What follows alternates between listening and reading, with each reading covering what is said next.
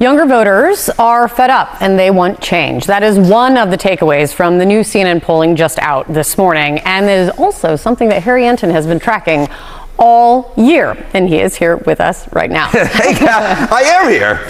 And excited. Woo. How big is this shift? Yeah, I mean, we are talking about an absolutely huge shift, a 180. Young voters are fed up, and they're taking their anger out on President Trump. We'll start off there. Take a look here. Voters under the age of 50 on Trump. In the fall of 2024, Kamala Harris led in our polling by just 3 points. Look at where Donald Trump is. He was within 3 points of Kamala Harris. Now his net approval rating on the year and the average of CNN polling, look at that. Minus 41 points. That is a shift of 38 points away from the President of the United States. He is falling through the floor. If you look at the trend line among voters over the age of 50 or 50 and older, the shift that we've seen amongst them against President Trump is less than half that. In fact, it's under a 15-point shift. So the reason why President Trump is so unpopular at this point is the shift among younger voters, those under the age of 50, your Gen Z, your millennials. They gave President Trump a little bit of a try in 2024. No longer. He is down there, right there underneath the ocean floor. How does that translate to when you're looking at Congress? Yeah, okay. So obviously President Trump is not on the ballot this year. But if you're a Republican in Congress and you think you're going to escape the unpopularity that President Trump has amongst younger voters, you got another thing coming, because just take a look at these shifts. Okay, in the fall of 2024, the choice for House margin, Democrats were leading amongst those under the age of 50 by 4 points. Look at that lead now, though. Look at that lead now. It's more than 4 times that, a double-digit shift. Their lead is now 17 points. Look at those 50 and older. Look at that. Republicans led by 8. They now lead by 6. Basically the same. The reason why Democrats have been able to jump out to this lead in Congress, the reason why that they are likely to take back the U.S. House of Representatives is not older voters. The key game that has shifted here, the key play that has shifted here is younger voters. Those under the age of 50 are taking out their anger, it seems to me, that they have against President Trump. They're going to take it out against Republicans in Congress this fall. This is a titanic type of shift away from the Republican Party and to the Democratic Party.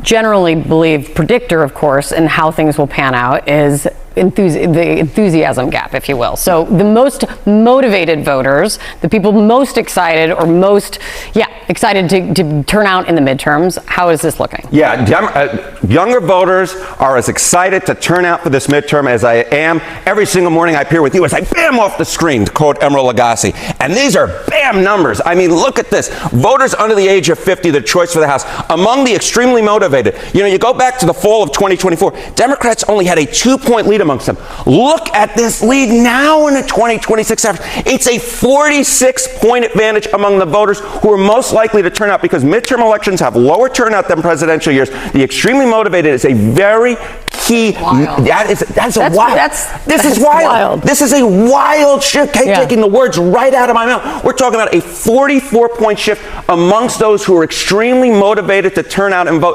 These are the types of numbers that blue waves are made of. And if there is a blue wave come November, it will be because of voters under the age of 50, younger voters who gave Republicans and President Trump a try in 2024. They are doing a 180, and they're saying, you know what, we're going back to Team Blue, at least in the polling we see so far. So far, it's good to see you here. Thank you. Thank you. Voters are angry. They are hungry for change in Washington, and more of them are now looking towards the Democratic Party to make that happen. Those are the big takeaways from our brand new CNN poll that has just come out. It shows Democrats hold an 8-point edge over Republicans among registered voters, and they hold a large 20-point advantage among those who say they are extremely motivated to vote. CNN Washington Bureau Chief David Chalian joining us now. We're less than 100 days away from the midterms now. What else are these polls telling us? Yeah, Sarah, I mean, it is astonishing to see how hungry for change, how dissatisfied the American people are with their leadership. Look at this number. A majority now, 51% in our poll, say that the country would be better off if most members of Congress currently were replaced in this next election. I mean, that is literally the throw the bums out mentality. And also, there's very little regard for either major political Party. Look at the favorable, unfavorables for the Democratic and Republican parties in our poll.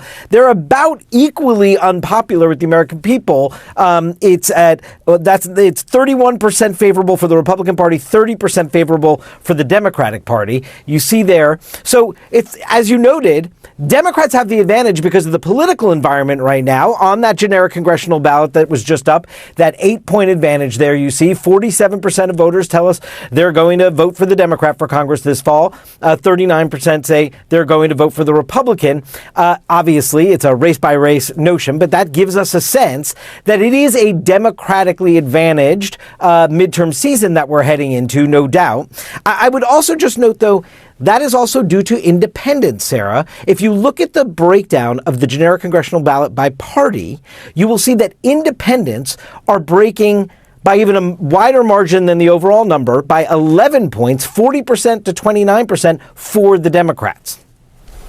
It is interesting with the polling that you brought us yesterday around the president and how dissatisfied people are in a way that we have not seen before, that the numbers aren't bigger for Democrats in some ways. I found this poll really fascinating. What does it tell us about one particular part of the Democratic Party, which is the Democratic Socialist wing of the Democratic Party? Yeah, the story, as you know, you've been covering it often in American politics this summer, has been about this insurgent left, the power that is rising for the Democratic Socialist wing of the Democratic Party. And in our poll, we wanted to get a sense, well, how big is that wing of the party?